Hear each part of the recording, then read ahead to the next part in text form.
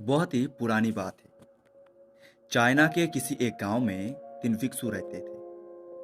उनका नाम किसी को नहीं पता था, क्योंकि उन्होंने कभी अपने बारे में कुछ बताया ही नहीं। उन्होंने कभी किसी बात का जवाब नहीं दिया। चीन में बस उन्हें 3 हंसते हुए भिक्षुओं के नाम से जाना जाता था। वे तीनों सिर्फ एक ही काम करते, एक गांव में प्रवेश करते, बाजार के बीचों बीच खड़े हो जाते और हंसना चालू कर देते। ये अपने पूरे अस्तित्व के साथ हंसते। अचानक लोगों का ध्यान उनकी तरफ खींचा चला आता और धीरे धीरे उनके सामने लोगों की भीड़ चारों तरफ से जमा हो जाती। वह इतनी एकाग्रता और संपूर्णता के साथ हंसते कि उनकी हंसी देखकर सारा गांव हंसने लग जाता। और जब वो पूरा गांव हंसी के समंदर में डूब जाता तो वो दूसरे गांव चले जाते। वे ना तो कुछ बोलते थे और ना ही कुछ उपदेश देते और ना ही कोई शिक्षा। वे जहां भी जाते अपनी हंसी से ऐसा माहौल बना देते कि लोग अपने सारे दुख दर्द भुलाकर बस हंसने लग जाते। धीरे धीरे चाइना के लोग उन्हें बहुत प्यार करने लगे और वो पूरे चाइना में फेमस होते गए थे लाफिंग मॉन्क के नाम से। चीन के लोग उन्हें बहुत प्यार करते, उनका सम्मान करते।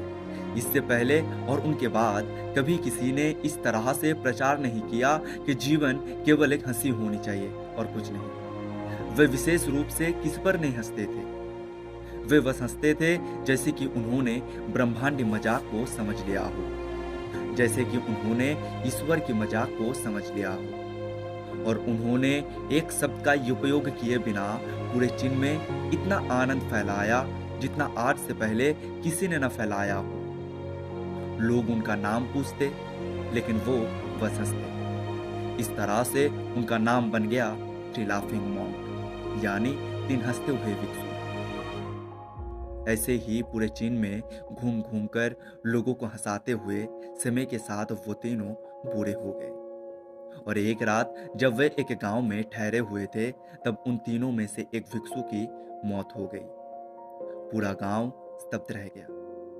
पूरा गांव बहुत ज्यादा उम्मीद कर रहा था, क्योंकि उन्हें लगता था कि जब उनमें से एक की मृत्यु हो गई होगी तो बाकी 2 भिक्षु बहुत रोएंगे और ये देखने लायक होगा, क्योंकि कभी किसी ने उन लोगों को रोते हुए नहीं देखा था।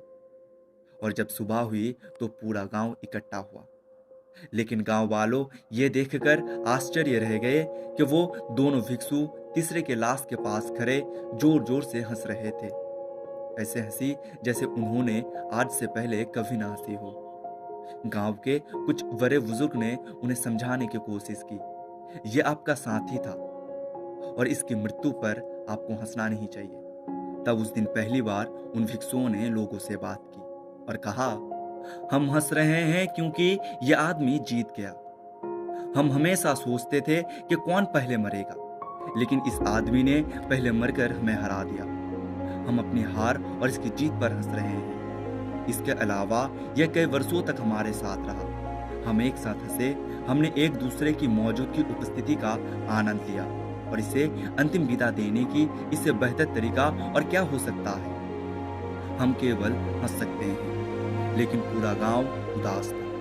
और जब मृत भिक्षु के शरीर को अंतिम संस्कार के लिए चीता पर लेटाया गया तो सारे गांव वालों को एहसास हुआ कि वो भिक्षु केवल मजाक नहीं कर रहे थे। वो तीसरा जो मृत था, लग रहा था कि वो भी हंस रहा था।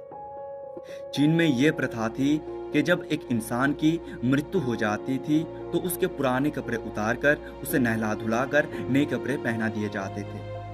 लेकिन मरने से पहले उस भिक्षु ने अपने साथियों से अपने कपड़े ना बदलने के लिए कहा था। तीसरे भिक्षु ने कहा था, मुझे स्नान मत करवाना, क्योंकि मैं कभी अशुद्ध हुआ ही नहीं। मेरे जीवन में इतनी हंसी आई कि कोई अशुद्धता जमा ही नहीं हो सकती थी।